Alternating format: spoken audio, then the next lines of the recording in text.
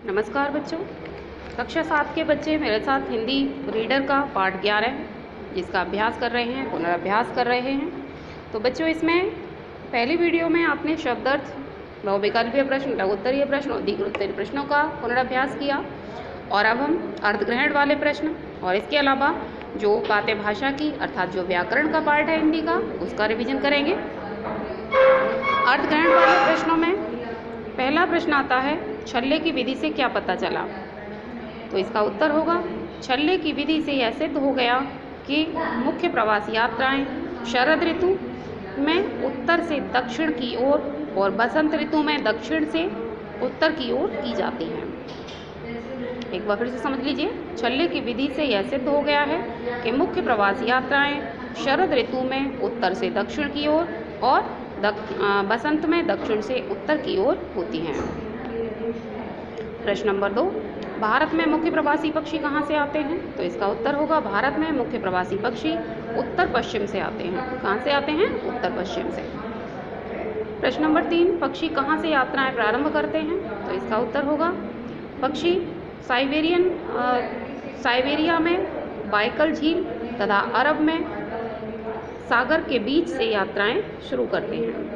एक बार फिर से समझिए इसको, साइबेरिया में बाइकल झील तथा अरब सागर के बीच से यात्राएं शुरू करते हैं।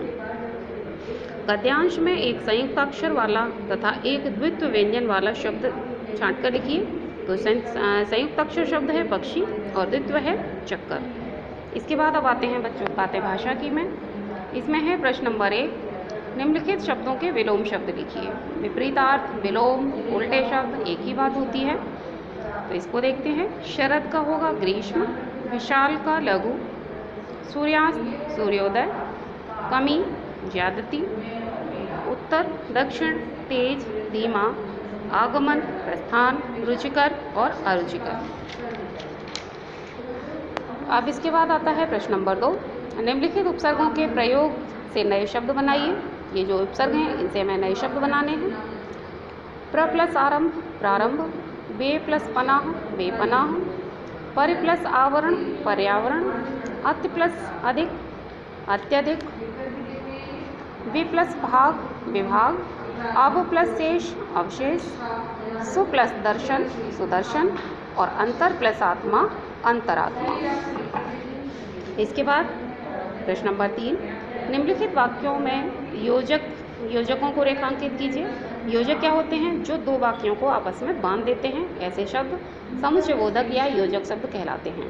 तो इनमें प्रश्न नंबर क में है और शब्द है जो योजक है, ख में परंतु शब्द योजक है, ग में क्योंकि शब्द योजक है, घ में इसलिए शब्द योजक है और ण में कि शब्द योजक है। इसके बाद आता है बच्चों प्रश्न नंबर 4, निम्नलिखित वाक्यों में से संज्ञा और सर्वनाम शब्द छांट कर लिखिए। तो इन वाक्यों में से संज्ञा और सर्वनाम शब्दों को छांट कर अलग करना है। वह अनुमिता के साथ आया था। तो यहाँ अनुमिता शब्द संज्ञा है और वह शब्द सर्वनाम है। हम चिड़ियाघर देखने गए। तो यहाँ चिड़ियाघर संज्ञा है और हम सर्वनाम है। गीत शुरू हुआ और वह मुस्कुराने लगी। गीत शब्द संज्ञा है और वह सर्वनाम है। मैं और अनन्या मेला देखने गए। तो अनन्या शब्द संज्ञा है और मैं शब्द सर्वनाम है। कल संदीप मेरे पास आया था। तो संदीप यहाँ पर संज्ञा है और मेरे शब्द यहाँ पर सर्वनाम है। इसके बाद आता है प्रश्न नंबर 5, निम्नलिखित सामसिक पदों का विग्रह कीजिए। ये जो सामसिक पद हैं इनका विग्रह करना है। त्रिलोक माने 3 लोकों का समूह, नवरात्रि 9 रात्रियों का समूह, नवग्रह 9 ग्रहों का समूह, शताब्दी 100 वर्षों का समूह, चौमासा 4 मासों का समूह और दोपहर 2 पहरों का समूह। अब आता है प्रश्न नंबर 6, निम्नलिखित वाक्यों को निर्देशानुसार बदल कर लिखिए। तो कुछ वाक्य हैं जिनको हमें बदल कर लिखना है, जो पीछे निर्देश दिए गए हैं उसके अनुसार। पहला इसमें सारस भी आकार में आकाश में उड़ रहे थे। इसको वर्तमान काल में बदलना है। तो हम लिखेंगे सारस भी आकार में आकाश में उड़ रहे हैं। घ में है हम घना पक्षी विहार में भ्रमण पर जाएंगे। भूतकाल में लिखना है इसको। तो हम घना पक्षी विहार भ्रमण पर गए थे। ग इन पक्षियों की चहचहाहट बहुत कर्णप्रिय है, इसको भी भूतकाल में बदलना है। तो हम लिखेंगे उन पक्षियों की चहचहाहट बहुत कर्णप्रिय थी, इनकी जगह उन हो जाएगा। घ में है इस बार पक्षी कम संख्या में आए थे, भविष्यत काल में बदलना है। इस बार पक्षी कम संख्या में आएंगे। प्रश्न नंबर 9, हम सर्कस देखने गए थे, इसको वर्तमान काल में बदलना है। हम सर्कस देखने जा रहे हैं।